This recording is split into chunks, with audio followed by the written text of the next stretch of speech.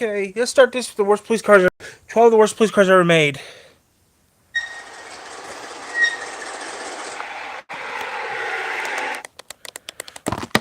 When we think of police cars, we imagine tough machines, Ooh, muscle-bound, reliable, Michigan. and capable of chasing down any criminal.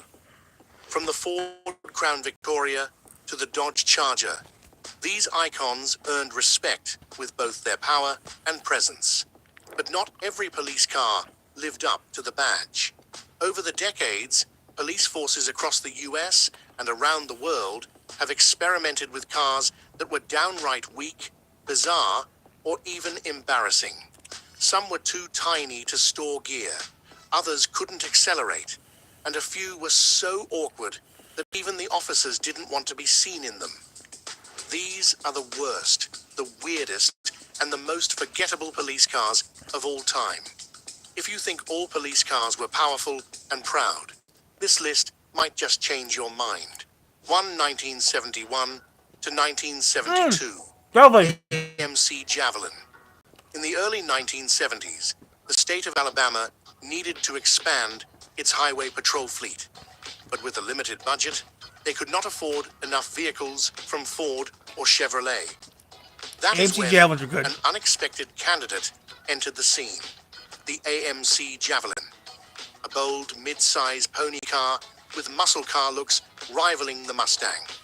After initial tests with the AMX version, producing 330 horsepower, AMC developed a special police package made specifically for law enforcement. It came with a 401 cubic inch V8 engine, a 3-speed automatic transmission from Borg Warner, a low rear axle ratio for better acceleration, and a rear spoiler not for aerodynamics, but simply to carry the big 401 badge. Priced at only around 3,000 United States dollars, far cheaper than its competitors, Hello. the Javelin became Alabama's first high-speed patrol car. But problems appeared quickly. The sporty design meant a cramped cabin and low roofline, and many older officers struggled to get in and out of the car. The compact body also meant poor crash safety in high-impact situations. Despite its power and striking appearance, the Javelin could not meet the practical needs of full-time police duty. The contract was not renewed after 1972, and the Javelin remains a short but fascinating chapter in American police car history.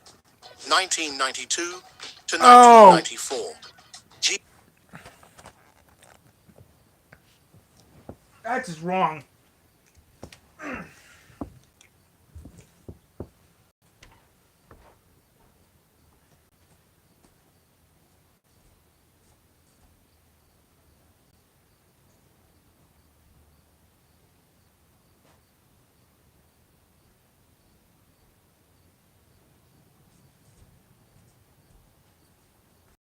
A Geo Metro police car? That's funny. That's real funny.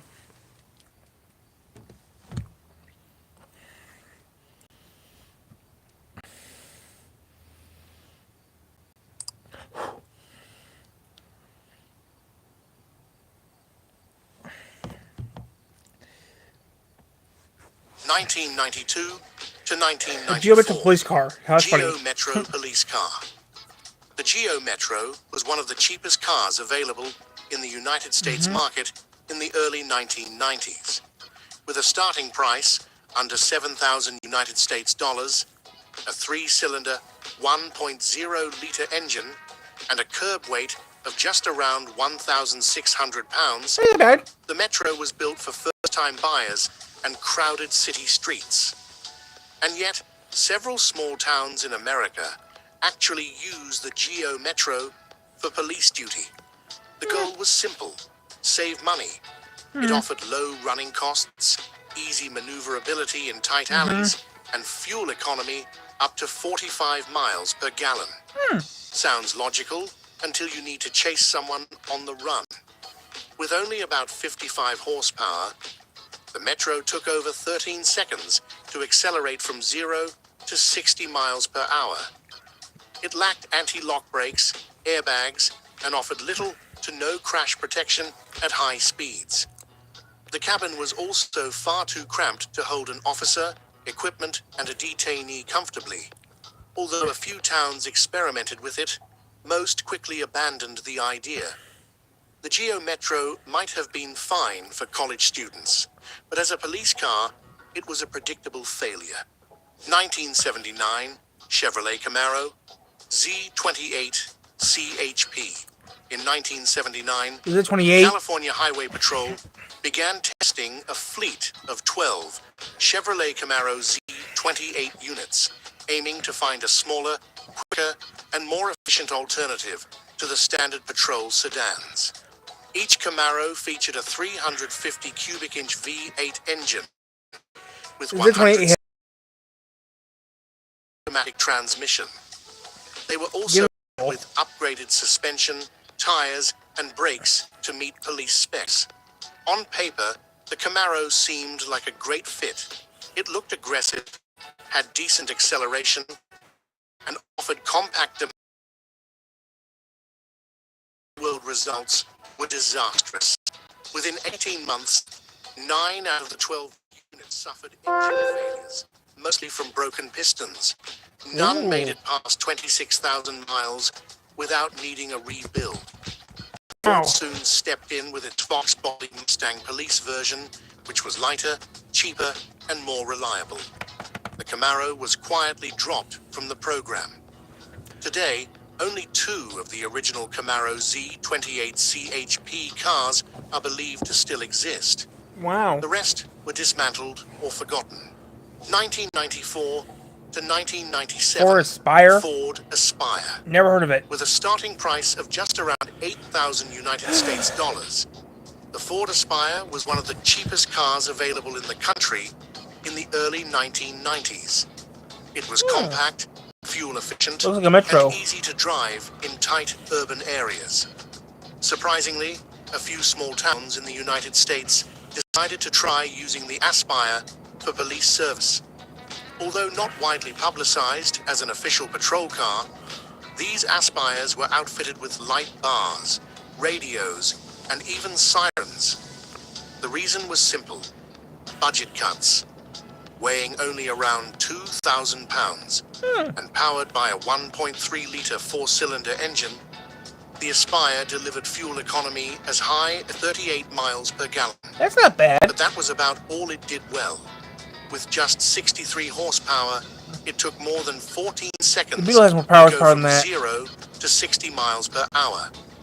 It could not catch anyone, was too small to carry both detainees and equipment, and offered very poor crash protection.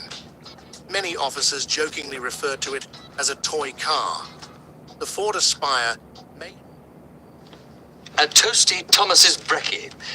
Oh. Thanks, Tom. Huzzah! Aspire may have been acceptable for college students, but once painted in police colors, it looked like a parody. It serves as a cautionary tale of how cutting too many corners for savings can lead to serious compromises.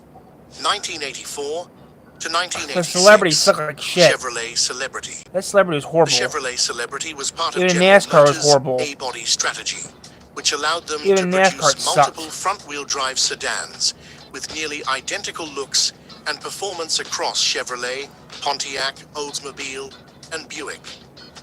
With its boxy design and lack of personality, the Celebrity was Even considered NASCAR one hated of the those most cars. forgettable cars of the 1980s. However, after the rear-wheel drive Chevrolet Malibu was discontinued in 1983, Chevrolet needed a budget-friendly alternative to offer law enforcement agencies. That led to the creation of the Celebrity Police Package, introduced in 1984. The car featured a 2.8-liter V6 engine with just 112 horsepower and a carburetor setup. No turbocharging, no fuel injection. With such limited power, the Celebrity was better suited for parking lot patrol than high-speed chases. Oddly, its speedometer was marked up to 120 miles per hour, despite having no performance upgrades to support such speeds. There is no evidence the car could reach that number safely if at all. Chevrolet discontinued the police package after 1986, just 2 years after its debut. 1977 to 1983, the Renault Le Car. Oh, The Renault Le Car, that's the United American States built here. market name for the Renault 5, was a compact, lightweight, and inexpensive French hatchback.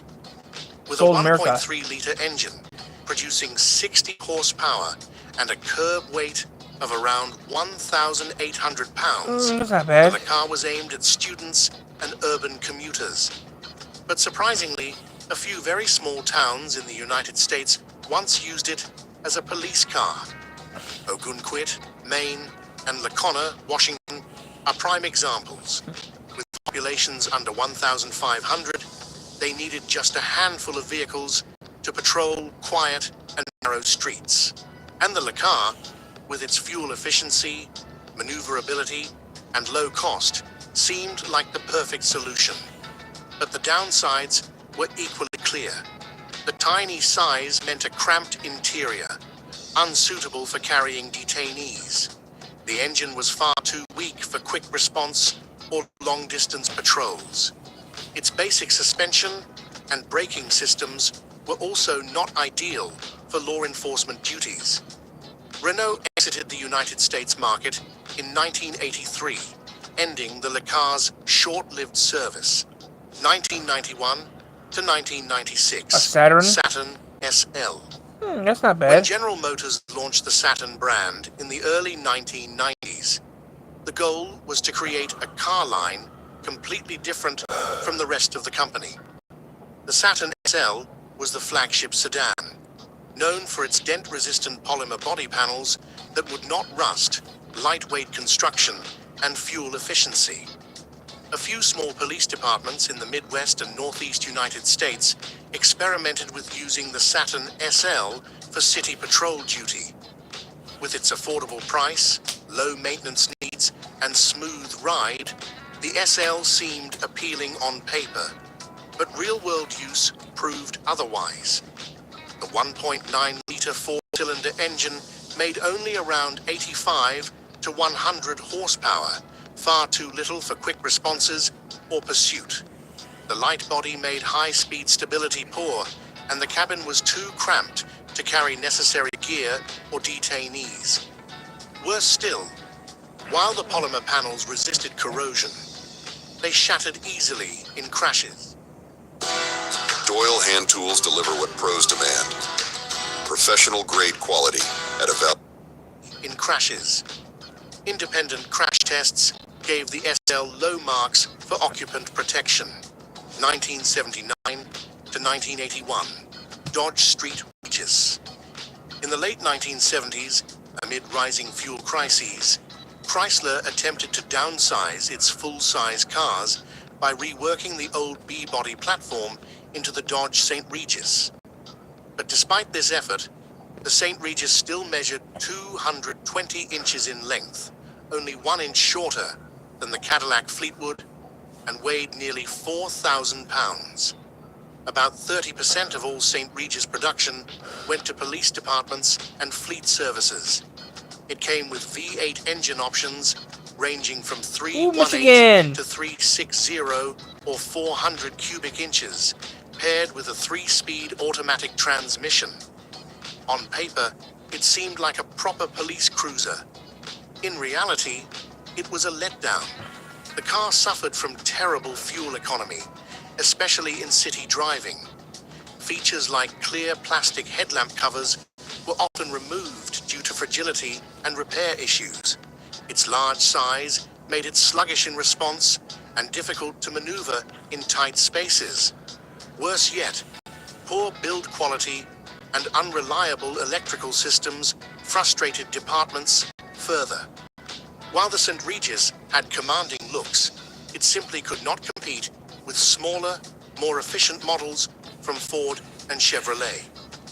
After just 3 years, Dodge discontinued the St. Regis in 1981. 1990 to 1994, Suzuki Swift GT. The Suzuki Swift GT was one of the most entertaining small hatchbacks of the early 1990s.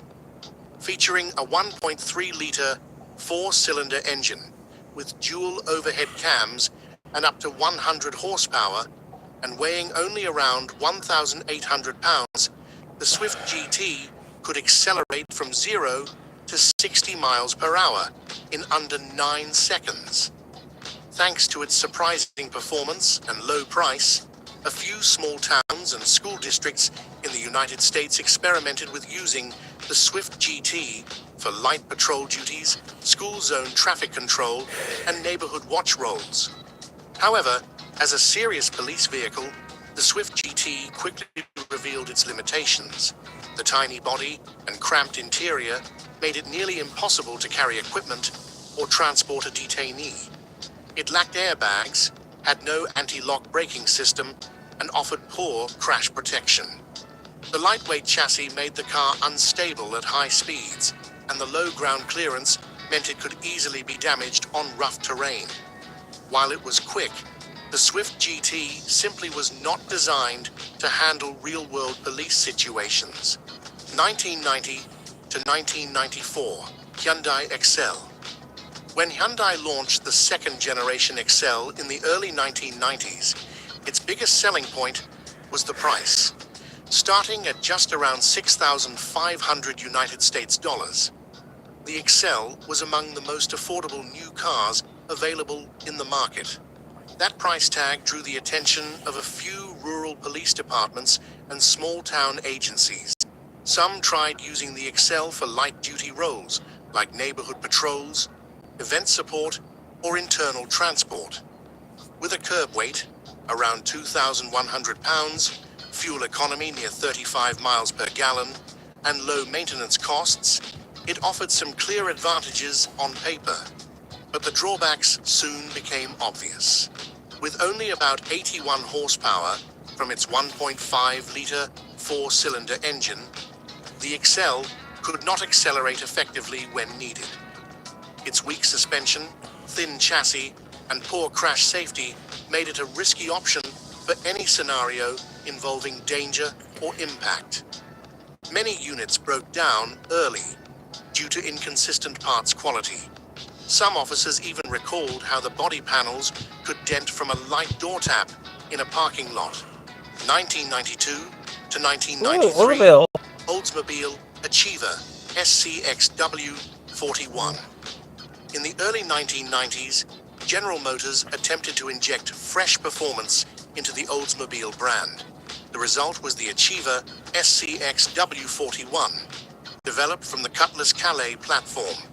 It featured a 2.3-liter quad-4 engine, producing up to 190 horsepower, a 5-speed manual transmission, and a sport-tuned suspension. At the time, it was the most powerful front-wheel drive car built in the United States. A few police departments in the Midwest received SCXW41 units through local dealership promotions or public relations displays. With its sporty styling and impressive specs, the car was once seen as a potential rival to the Ford Mustang in high-speed pursuit roles. But reality did not match expectations. The stiff suspension and low ground clearance made it unsuitable for rough roads or intense duty cycles. While powerful, the quad-4 engine proved unreliable, with frequent overheating, oil leaks, and high maintenance costs. More importantly, the tight interior and fragile body did not meet the practical or safety needs of law enforcement. After a brief appearance in a few fleets, the Achiever SCXW41 quietly disappeared and now lives on as a collector's curiosity rather than a cop car. 1983-2003 Fiat Panda 4x4 Polizia. Produced from 1983 to 2003, the Fiat Panda 4x4 was one of the smallest all-wheel drive civilian vehicles ever.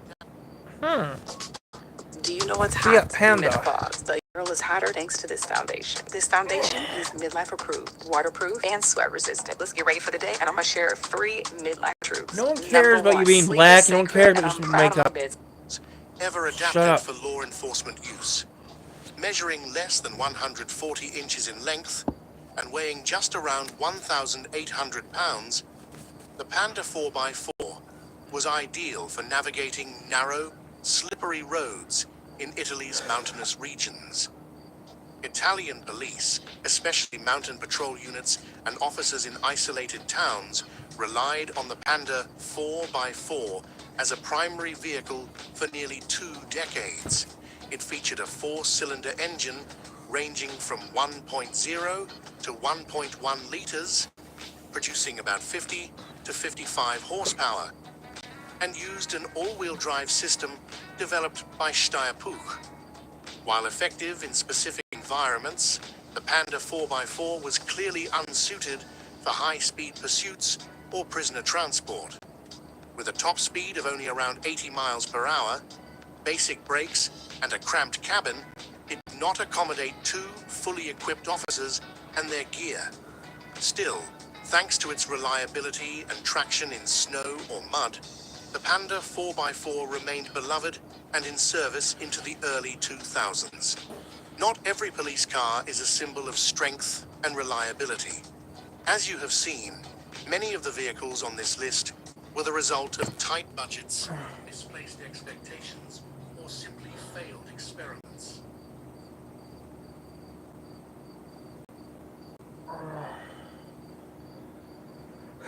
Well, it doesn't really matter to me. I don't drive. I don't drive with you. The Metro, maybe. The celebrity stuff in NASCAR, too, so yeah.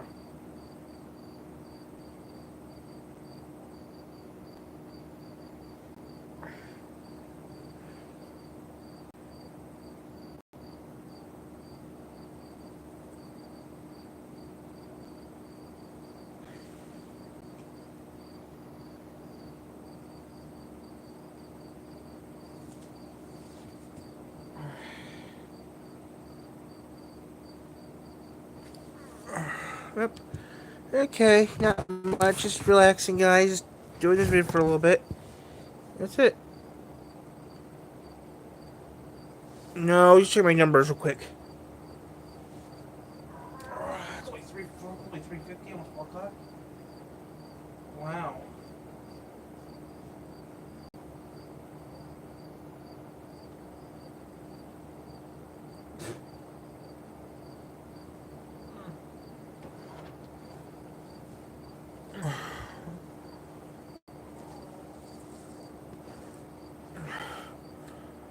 I got books to do later. I'm just too tired to do my books. I have to do.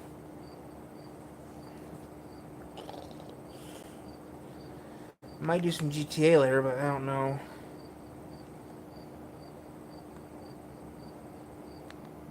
That sucks. Yeah, we can be with Tiff, yeah. But $2 me, I'm a nobody. I'm just a nobody.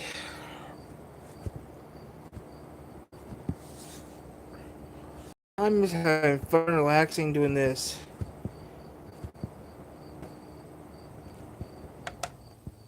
I'm having so much fun doing this. That's all that matters, right? Having fun. Tired of struggling with impossible messes in your tub and shower? Mr. Clean Foaming Bath Magic Eraser cuts through 100% of soap, scum, and grime, while Mr. Clean Extra Durable effortlessly tackles messes throughout your home. Switch to Mr. Clean Magic Eraser. It doesn't work. Meet Maxim. He's a credit. What are you doing, Robert? With that.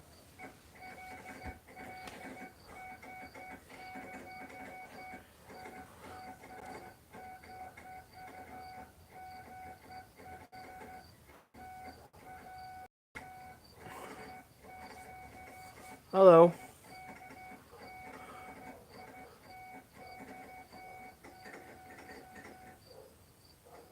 What does the shit button beep when I have the door open? What's it possibly trying to warn me of? Hi, boss. A little guy. Hello. It's 4 o'clock at night. Wow.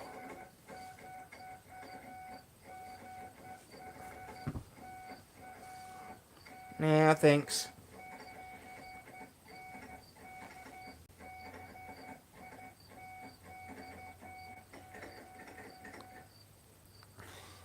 the ship button beep when I have the door open?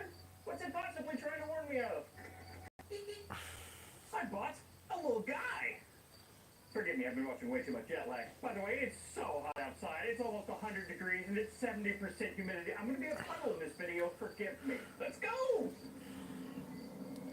You buy another car, Robert. This guy is a fake city. And yes, it is pronounced fake despite having a punctuation mark for a vowel. Sadly, it's not spank or exclamation point. This one is from 2011. It has a 23 kilowatt hour wind new battery pack, a whopping 46 horsepower asynchronous induction motor. Although the stamp on the frame says it's only 34 horsepower, it has textured plastic body panels with no paint, a steel base frame, and an aluminum space frame for the body that was originally designed by Peter Rawlinson when he worked for Lotus in the 90s. Quick tour. It has 2 seats and a generous cargo area, unless you have the Europe-only rear seat, in which case you have 2 seats, 2 useless seats, and almost no cargo room at all. But hey, at least you get 2 grocery bag hooks. The hatchback is all glass. It's still some time. Here, and the cup holders are useless. The doors are this thick silver-painted aluminum with this funky door insert. This is not a speaker. It has a funky twin-arm single-blade windshield wiper. Huh. There is no glove box. The climate controls are a simple analog 3-dial setup. The gauge cluster is also a simple analog 3-dial setup. This is the original radio, some off-the-shelf single-din head unit from Sony. The shifter is this big chunky.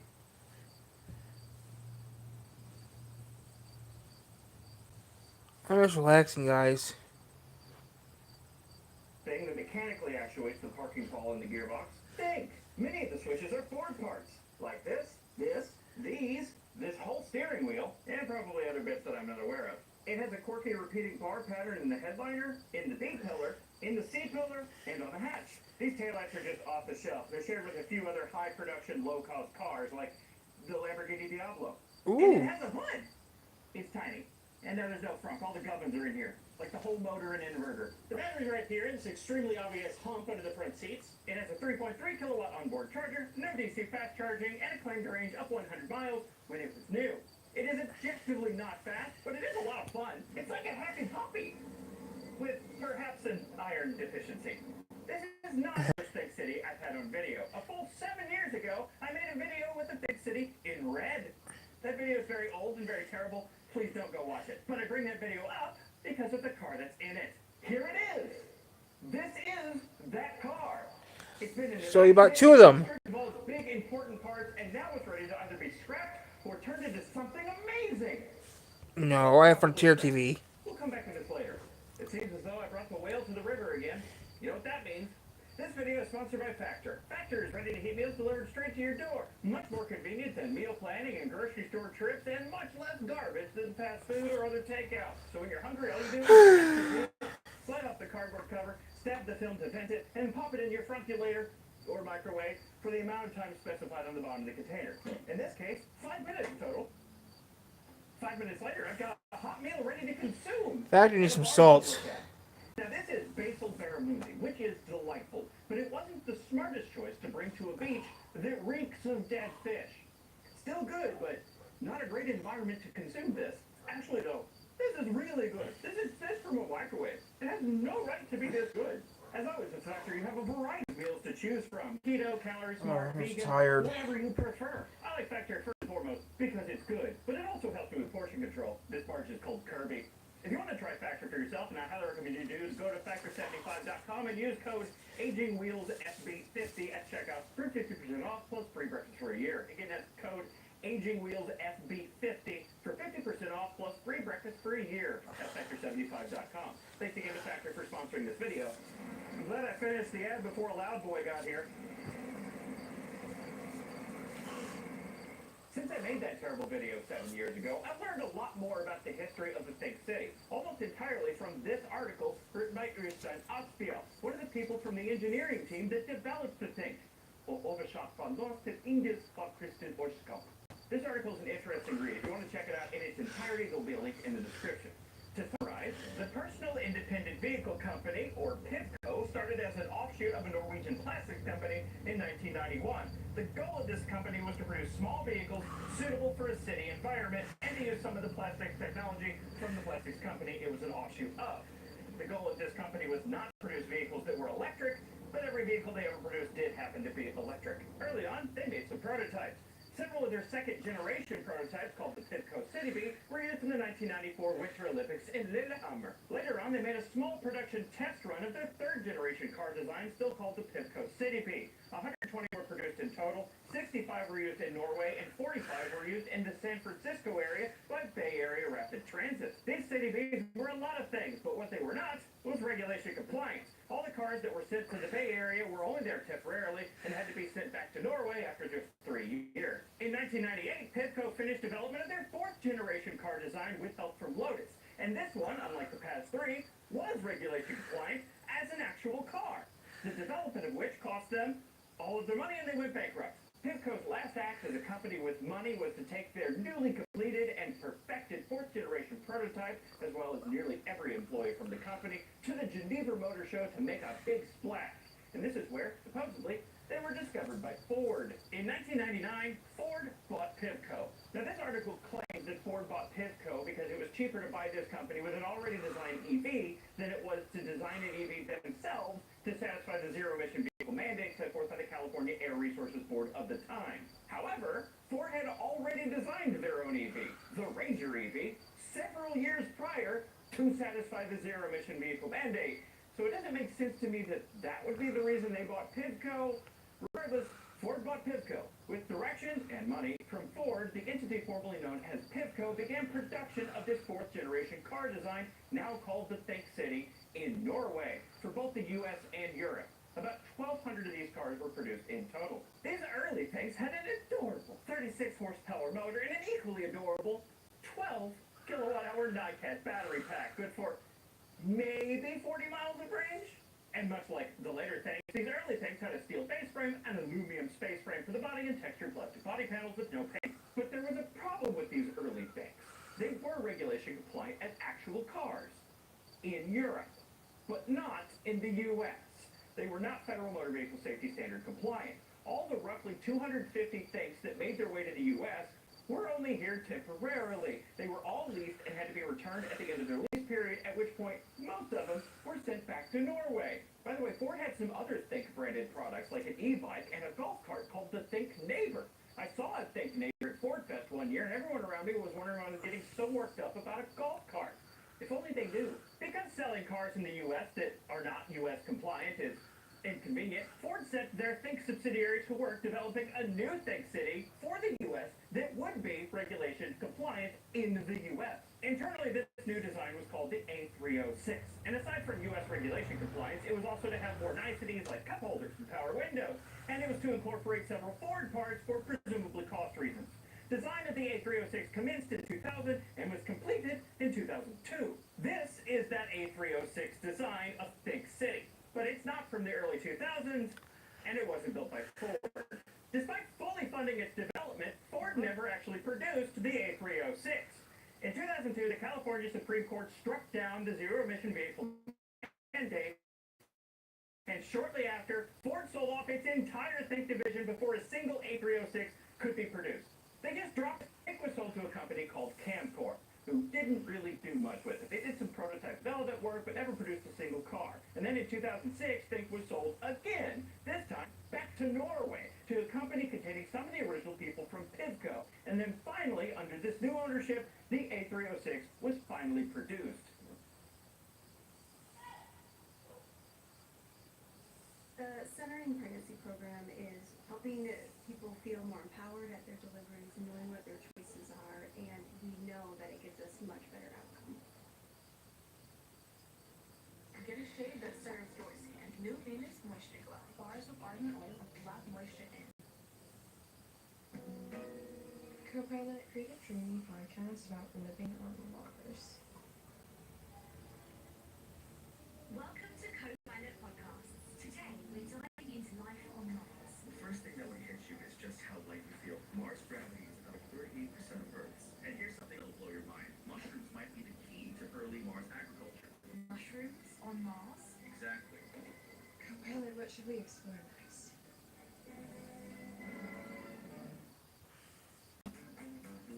Mazda gives you more. More comfort. More room. More peace of mind. When you leave nothing out, there's more to move you. Discover more at the Mazda Summer Sales Event. Current inventory remains unaffected by new tariffs. Take advantage of one of these exceptional offers during the More to Move You sales event.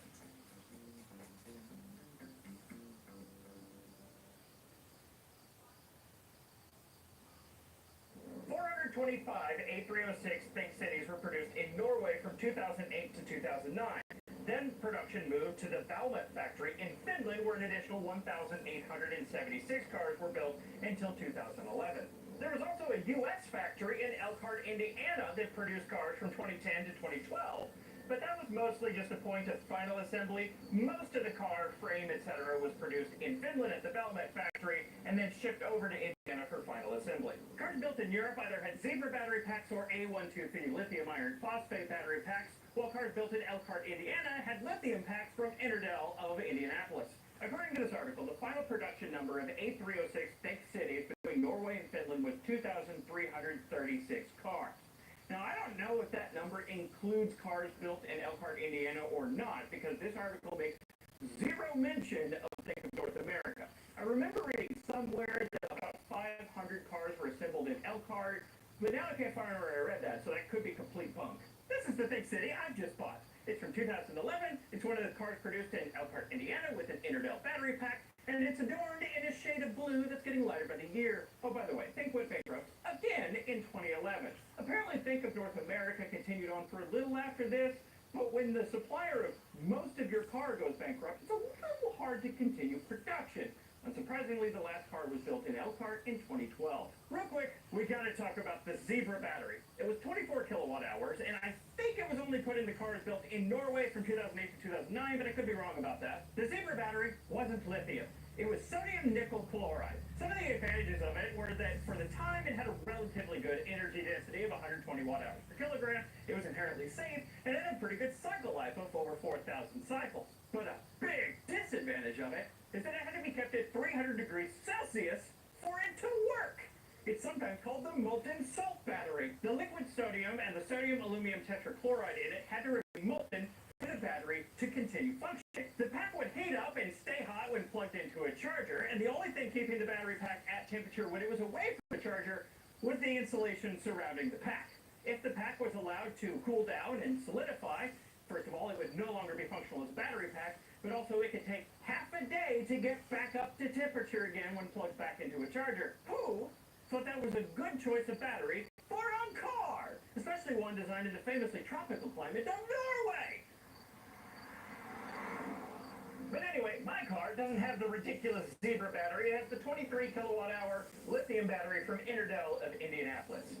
Unfortunately, I don't know what chemistry of lithium it is. I know that it's unfortunately not lithium iron phosphate, but that's all I know. Claimed range when new was 100 miles, but realistically it was more like 70 to 90 miles.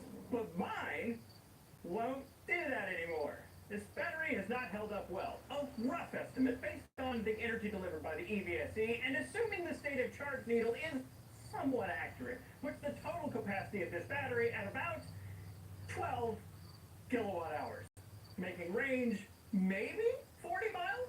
This car only has 10,000 miles on it, so how is that much degradation even possible? Well, this battery pack is 14 years old now, but that's not the reason.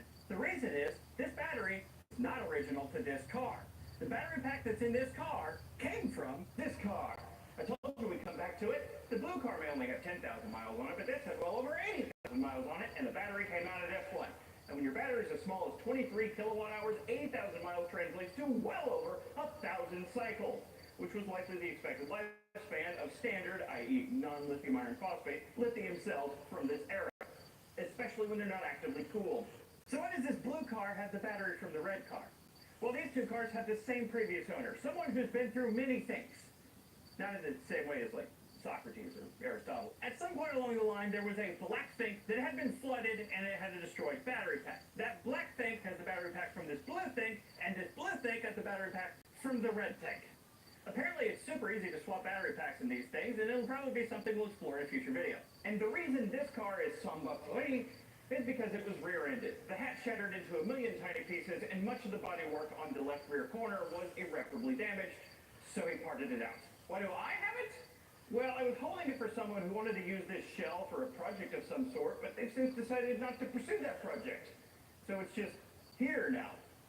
Thankfully, it doesn't take up much space. I'll get rid of it eventually. So while I'm not driving the same car that I was driving in that video I made 7 years ago, I am driving a car with the same battery as that car. And boy, let me tell you, this battery is cooked. I can make one trip to town and back on a charge, and that's it. And I typically come home with somewhere between 35 and 40%. That is not even a 25-mile round trip that uses 60% or more of the battery. And to make things worse, the state of charge readout slowly drifts out of accuracy while you drive. For example, in this clip you can see when I shut the car off, it was indicating 70% state of charge. I then turned the car off, let it sit for half a minute, turned it back on, and then after I turned it back on, it readjusted its state of charge estimation down. It went from an indicated 70% all the way down to an indicated 50% state of charge. This happens after every drive. What I think's happening here is when you first turn the car on, the BMS uses the resting voltage of the cells to estimate a state of charge. But as you're driving along, it keeps track of state of charge using coolant counting. Coolant counting which is not taking into account the degradation of the battery pack. Again, this is purely a guess, but it seems like a reasonable explanation. This little guy has less than 50 horsepower. It is inarguably not fast. 0 to 60. I've turned air conditioning off. Let's go! While we're doing this, I suppose we can have a pleasant chat. How was your day? Was it good? I hope your day was good. Mine was good. It's pretty hot out here, though. Still haven't hit 60. And...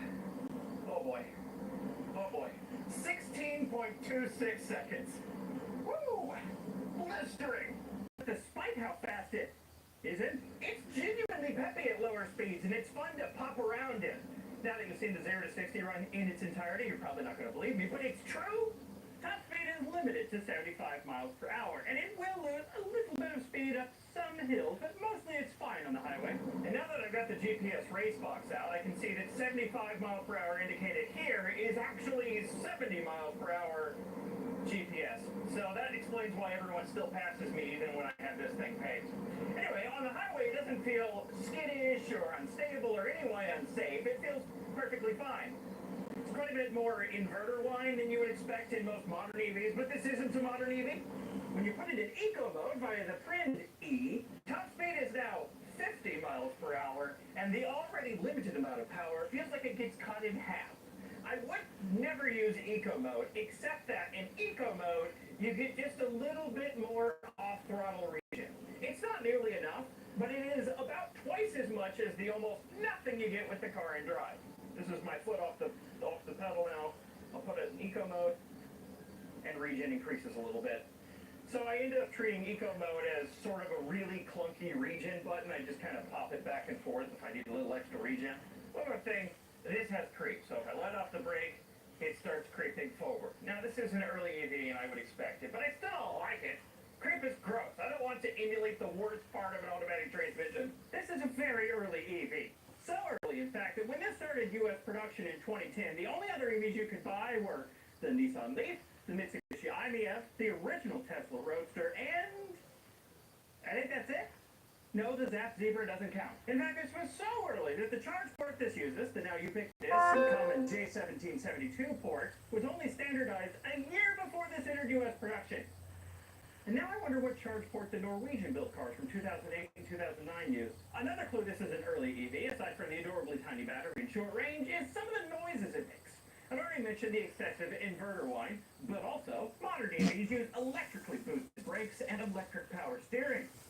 This doesn't. Just like in a car with an engine for power brakes and this, it has a big brake booster drum powered by engine vacuum. But in the absence of an engine to create that vacuum, it has a 12-volt vacuum pump. This has hydraulic power steering, powered by an electric power steering pump, which does make a lot of noise, but it makes such an adorable noise I can't be mad at it.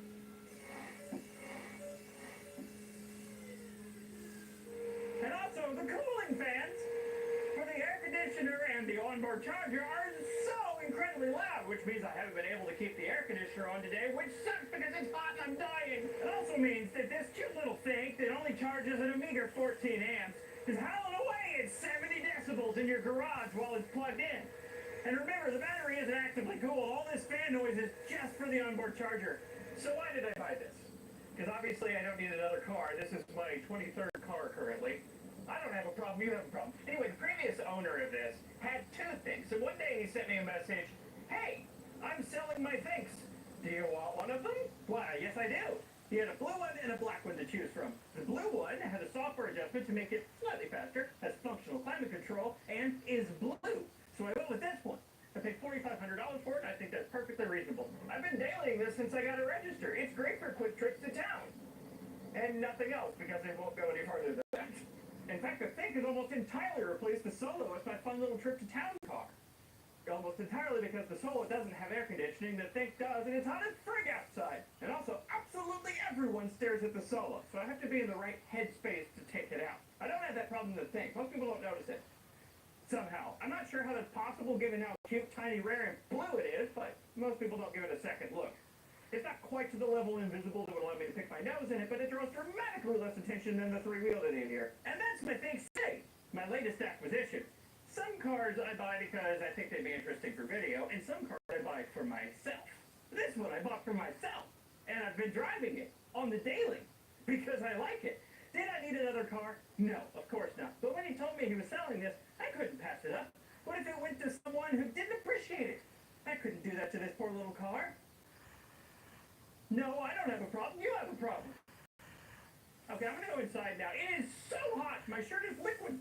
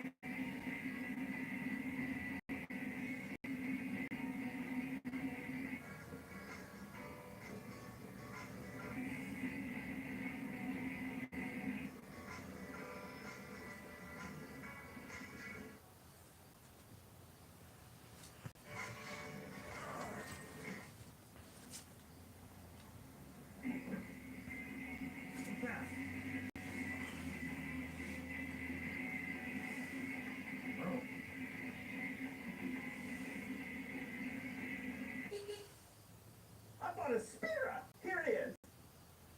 Okay, I've already lied to you. I didn't buy a Spira. I bought two of them. Now, I know what this looks like, but I don't want to be known as that guy who collects stupid little three-wheeled cars. I only got four of them. It's a perfectly normal number of stupid little three-wheel cars to have. Just shut up. These are Spiras, cars designed primarily for environmental friendliness and safety. Safety. You can't talk about Spira without talking about this guy. My whole goal is to make an inexpensive vehicle. Lon Ballard, the main man behind Spira. Also of note is his brother, Doug Ballard. Hello, hello, hello. I'm Doug Ballard with Team Spira. Reading through Spira's website, two things become abundantly clear. One, the website could really use some proofreading. And two, these cars are Lon Ballard's passion project. Something he truly believes in. According to the mini autobiography section on his website, Ballard's been dreaming of ways to make cars better since the 70s. He made his money in real estate some time ago, and ever since then, he's been using that money to just build whatever he wants. And let me tell you, this man, he's built a lot of vehicles. He's built several one-off vehicles like plastic scooter, plastic Cybertruck, and plastic step van with solar panels. Him and his brother built a car to enter in the Automotive X Prize of 2010 and finished as one of the 4 finalists in their class. Fourth, he built a car to take the Guinness Book of World Records longest distance traveled in an EV on a single charge and with 482 miles without stopping. And of course, he started a car company to mass produce cars for the world. And that's what these are. Everything about the Spira origin story is so admirable. These aren't the result of some no-name Chinese company pushing cheap crap out the door, nor are they the result of some Silicon Valley type raising millions of investor money only to push cheap crap out the door. They're the result of an accomplished man with big ambitions, following through on his dreams, putting his own money on the line to build cars that he believes will make the world a better place. Every car company should have an origin story like that, and almost none of them do. I have a huge amount of respect for Lon Ballard's behind these cars. Unfortunately, while the story behind these cars is respectable and amazing, the cars themselves are, well, they're like an elementary school art project, minus the glitter and macaroni. The body structure is corrugated plastic with no metal reinforcement. The upper body panels are just straight plastic. The lower body panels are loosely attached foam, and it's all put together hilariously poorly.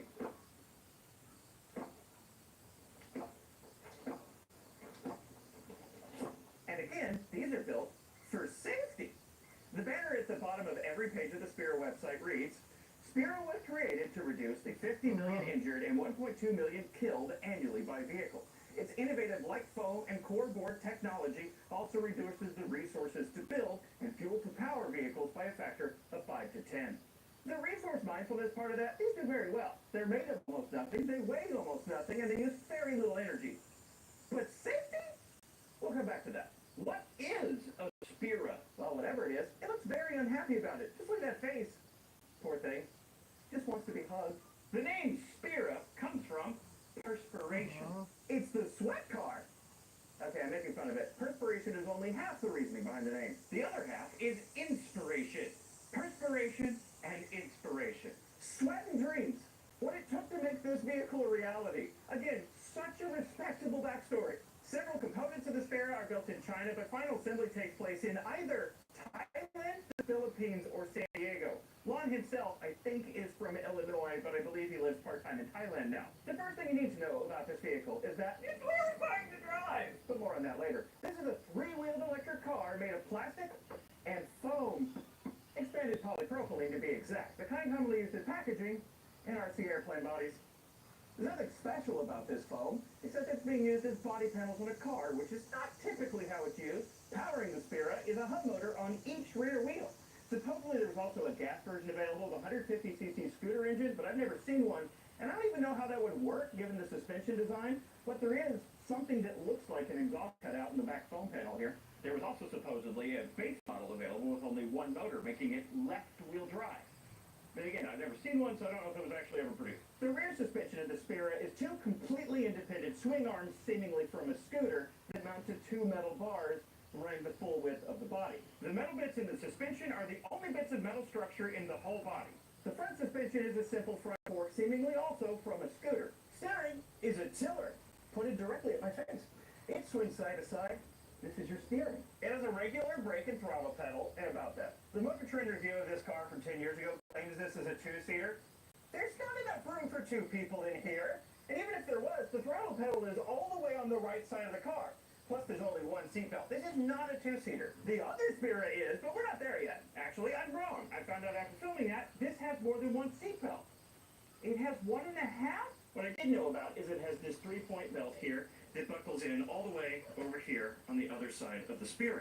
But what I didn't know about is this other belt. It's a lap belt, and it buckles into this buckle that's about 2/3 of the way across the seat. How's that supposed to work? If there's two people in the car, does the driver wear the lap belt and you both wear the three-point belt? Both the belts anchor in the same spot, and I'm confused by this. In front of me, there's a foam dash with some divots and switches. There's a little gauge pot up here with a classy sticker covering what was probably the fuel gauge, and just below that is the BMS screen. It isn't very well attached, or at all attached. It shows some battery stats and state of charge. Unfortunately, that state of charge is meaningless. I fully charged it last night. When I showed up, it said 0%. Now it says 99%, neither of which are accurate. There's a backup camera over here, because there's no rear window, and down here is a radio. There's also a little remote for the radio and the steering tiller. Also on the tiller, you have various controls like brights, blinkers, horn, also horn, lights, and kill switch, which is effectively your neutral. The 5 switches on the dash are a windshield wiper, which is upside down. Here's the windshield wiper. I mean, you're missing a good bit up here, aren't you? Hazard lights, fan. If you're curious what that fan button does, it's for the defroster vent. The one defroster vent. Backwards turtle, which is reversed, and this light switch turns on under dash light so you can, I don't know, see your feet at night? I don't know what the purpose of these lights are. On the back of the seat right here is the heated seat switch. It has a heated seat! And no, it doesn't have cabin heat, unless you count the single defrost vent that's plumbed in series with a tiny little 72-volt resistive heater as cabin. But I don't because that thing puts out as much heat as someone breathing on you. And floating around loosely on the floor is your charge cable. This is all you get. No J1772 for you. It's technically a hatchback, although hatchback seems like too strong of a word. Inside are some batteries, a whole mess of wires, and more than one current sensor. You never have too many current sensors, that's what I'm always saying. There is normally a cargo floor covering the batteries and wires and stuff. Here it is. This is like political sign material.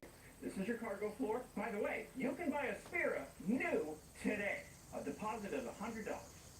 Despite this, the Spira website has almost no information available about the cars. The website has way more information available about Lon Ballard himself than it does about the cars that he's selling. For instance, how much does a Spira cost? What are the specs?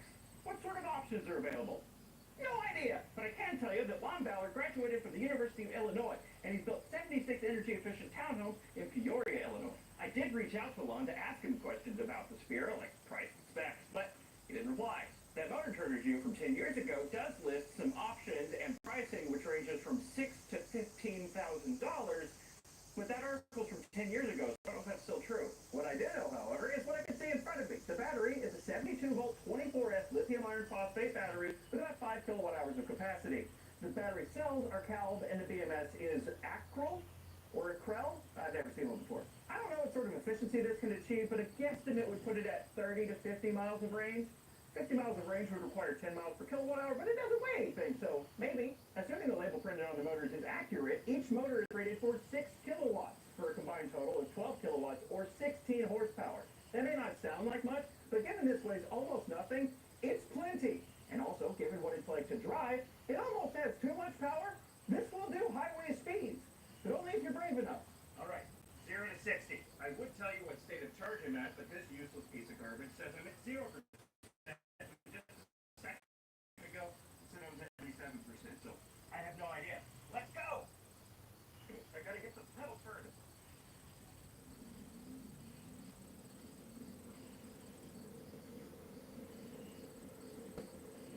Oh boy. Oh! The door fell open! I guess I didn't have a flap. Well.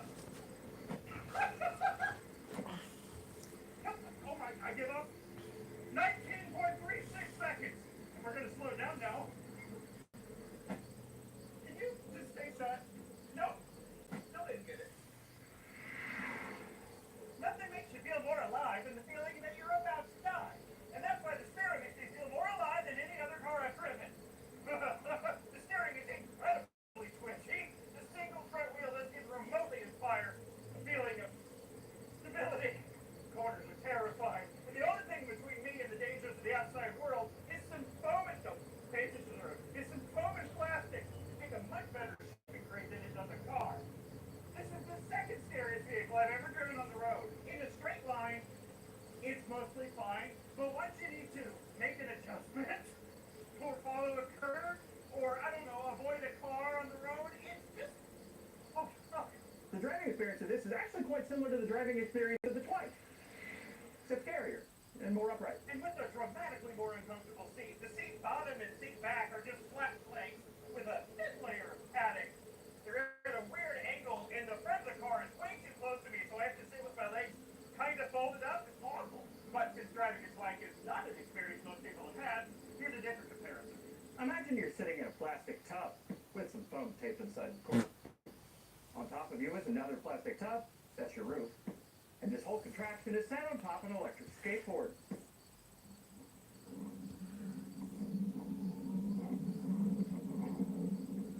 It's about how it feels to be in a Spira. This video is sponsored by Factor. I just got done with a long day of filming at a secret undisclosed location in southern Illinois, right off Highway 3, just east of Cape Girardeau, and I'm famished. Thankfully, I brought with me a Factor meal. Factor meals are delicious, ready-to-eat meals delivered straight to your door. Each week you get to choose from a variety of meals, and all you have to do to prepare one is choose your meal, stab the film it, and pop it in the microwave for 2 minutes. Get the sour cream out of here. That doesn't need to be microwaved.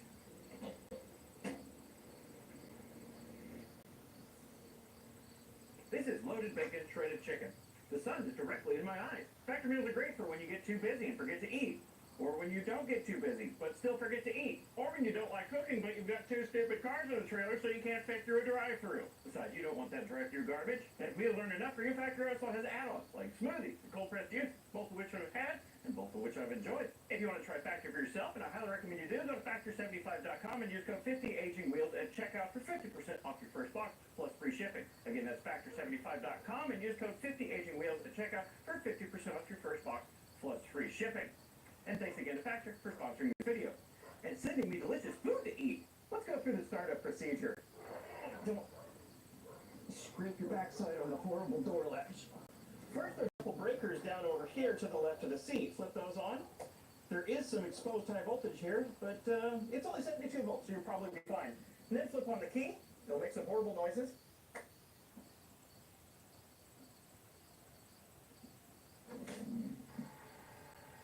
And that's it. It's on. It's also in drive. If the key is on, that throttle pedal is live. There's only forward and reverse. There's no neutral unless you count this kill switch here. There is at least a parking brake down here. And don't forget your seatbelt. Weirdly, it retracts from the bottom. Put this seatbelt on. Come on. Get the seatbelt. Oh, yeah. Now I feel safe. You gotta hear these motors at low speeds.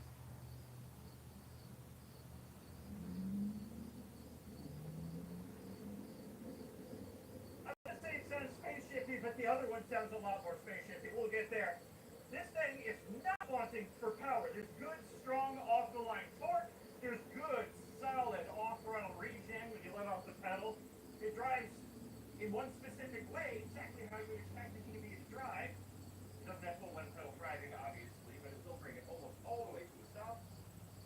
And since I just mentioned 2 good things, here's a bad thing.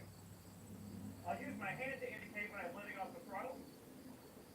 There is a little bit of throttle lag when you let off the throttle sometimes. It just keeps accelerating for half a second, and that's terrifying. The motors are nothing special. They're just QS motors like what you can buy from AliExpress. And the controllers are Kelly controllers like what you can also buy from AliExpress or even Amazon. I think I bought this exact same controller from Amazon before. They're easy to replace and easy to work on, but the downside is they're quite unrefined. Well, not in comparison to the rest of the car, but you know what I mean. I've already said the Spira is poorly built, but more specifically, the build quality could be described as homemade by a college student in a hurry on a tight budget. It's something, and I think no parts exemplify this build quality better than the door and the hatch. By the way, this is the other Spira. I don't know if you picked up on it yet, but these two are very different. Anyway, the door, of which there is only one, can't even hold itself up on this one. You have to lift up on the door to latch it. And it's not especially rigid either. There's nothing on the inside of the door to cover up anything. You just have bare door structure, more of that corrugated plastic sheeting. And as you can see, you've got a door latch, you've got a door handle, you've got some sliding windows surrounded by all the boogery silicone, and you've got a crappy cup holder here for all those wet lap enthusiasts. And then you've got this incredibly boogery epoxy filler where the 2 halves of the door join together. And when you close the door, sorry, hold on, I gotta lift up on it. You've got this enormous gap right here. That's like an inch-wide gap at the front of it. But don't worry, in the other Spira, they sealed up that gap with what is very clearly packaging foam. That's it.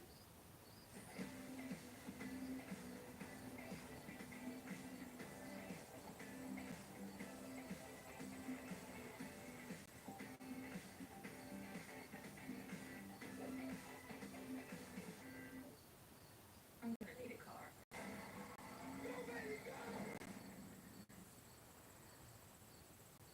Tough jobs demand even tougher power tools. The Hercules 20-volt brushless platform from Harbor Freight is rigorously tested by professionals to make sure your tools work as hard as you do. Hercules combines power, durability, versatility, and value with the universal 20-volt battery system that powers every tool. Discover why so many Milwaukee and DeWalt users are making the switch to Hercules. Hercules, as good as the best for a whole lot less. Only at Harbor Freight.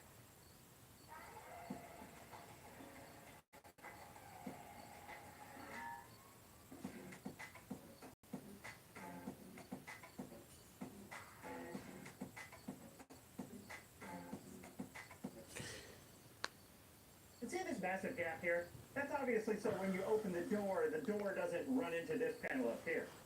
but it still does. Like a lot. Look at that! And then there's the hatch, my favorite. First of all, mucho floppy. There's these support angle brackets, which were very clearly melted to shape, and this one looks like it even got burned a little bit. To act as a rubber stop on the top, they've added what definitely looks like a blob of hot glue to the top of the third brake light. And also, look at the silicone job around this. Was this left over from a bathroom renovation? But my favorite part by far is this right here. That's a handprint in the paint. I left these out in the rain last night, and I'm never doing that again. I found out on this one, the hatch seal doesn't. Like it all. Water dripped through this entire edge and got all over the batteries and wires inside. Thankfully, nothing was damaged. The material choices are interesting. The main structure of the Spira is made of these fiberglass-based plastic honeycomb panels, similar to the aluminum honeycomb composite panels that make up the body structure of the Solo, but with a plastic honeycomb instead of aluminum. The Spira website says these panels are joined together with plastic welding. But to my eyes, this just looks like a big, generous, gloopy amount of epoxy with some squeeze out. Quality. And look at this down here. That's a lot of whatever that is. The shape of the structure is just a straight box aside from the front, the seat, and the cutout for the single door on the side. And remember how I said the body has no metal reinforcements aside from the two suspension bars in the back? That's even true for the front suspension fork. Where the fork attaches, the composite material is doubled up with a glued-on composite angle brace. Well, over here, good luck adding brake fluid. I don't even know how you'd get the lid off. What a terrible place for a master cylinder. The top half of these fenders, I thought they were made of fiberglass. They're not. They're just plastic. Not even fiber-reinforced plastic. They're just plastic. I'm pretty sure it's nylon. And of course, these body panels are made of foam, and they're so loosely attached. What do I mean by that? Well, for instance, this whole front nose cone is only held on by the logo in the middle. Nothing else unless you count the through hole for the windshield wiper. This is the only thing holding this whole piece on. Similarly, this whole back panel is only held on by the license plates and this rear camera bracket. But what's weird is the mixture of parts they use.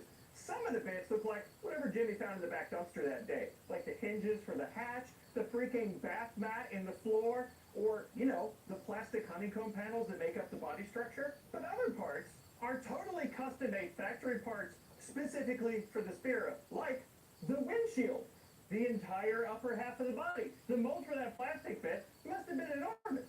And of course, all these giant foam chunks had to have a custom mold too. They even molded the brand name into the foam on the steering tiller.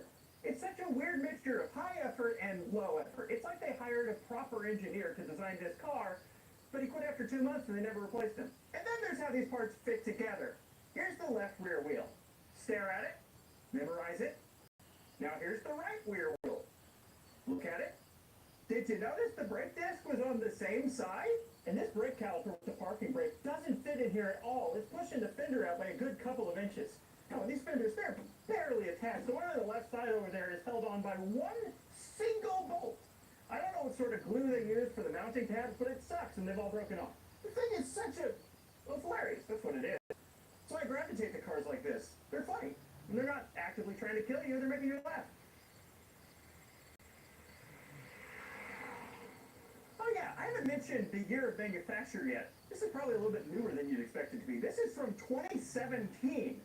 But remember, I bought two Spiras. This is definitely the better of the two, despite being the older one. The other one is from 2021. It's only 4 years old, and it's quite a bit different.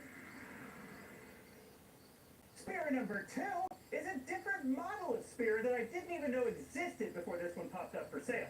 Compared to the first Spira, it's wider, it has different wheels and tires, entirely different suspension design, it has different motors, it has double the battery capacity, it has a steering wheel instead of a steering tiller, and this is the big one, did you notice?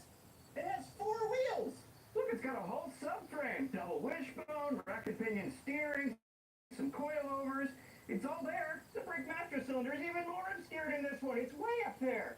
There's no chance of getting to that. It looks so goofy too, because the front wheels are so close together, it kind of looks like a person doing this.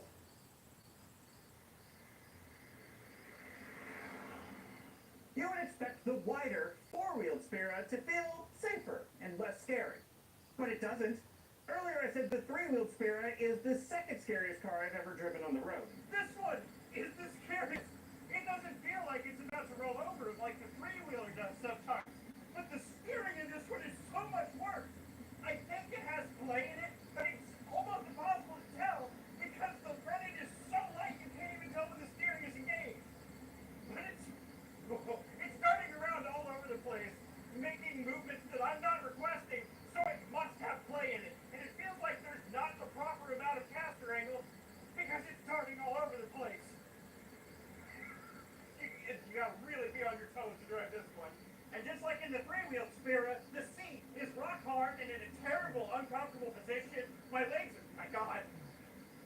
are folded. The suspension is rock hard. Feels like it might as well not have suspension at all. But the steering, I am not exaggerating. It's horrifying. Darting all over the place. But hey, at least in this one, you can fit two people. Barely. Man, this steering wheel doesn't feel like it's mounted all that well either.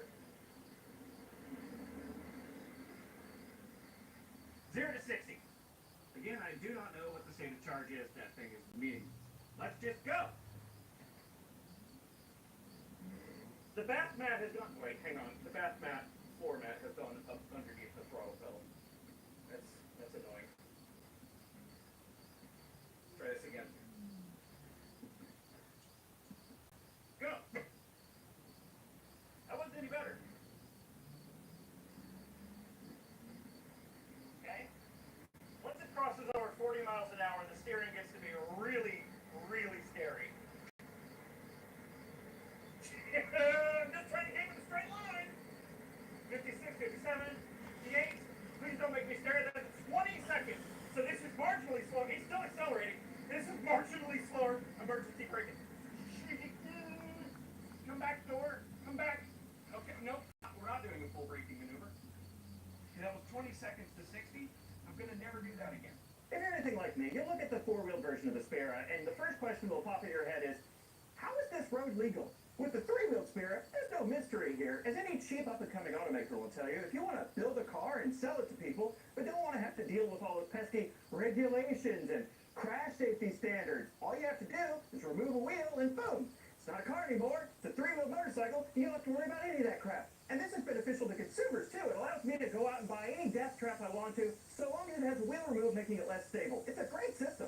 Actually, there is one thing that confuses me. In the U.S., three-wheel vehicles like this one are required to have a center mount headlight, which this doesn't have. I don't know how they got away with that, but I'm not going to worry about it. But this isn't a three-wheeler. It's a four-wheeler. So how is this four-wheel vehicle that clearly doesn't comply with, like, any federal motor vehicle safety standards road legal? It isn't. The build sticker under the dash says this is a utility terrain vehicle. The title says it's an ATV. By the way, you notice the sticker under the dash says this vehicle conforms to all federal motor vehicle standards? Not safety standards, just standards. Legally, this isn't a car, so I can't get plates for it. In my state, these Spiras came from Arizona. And due to a mix-up at the random dealership that these cars came from, rather than specifically this one getting signed over to me, it was signed over to the friend who went and looked at it for me, who lives in Arizona. Fun fact about Arizona, in Arizona, you can get license plates for an ATV. Oh, I passed out, To go ahead and register it. So it's road legal now with Arizona plates.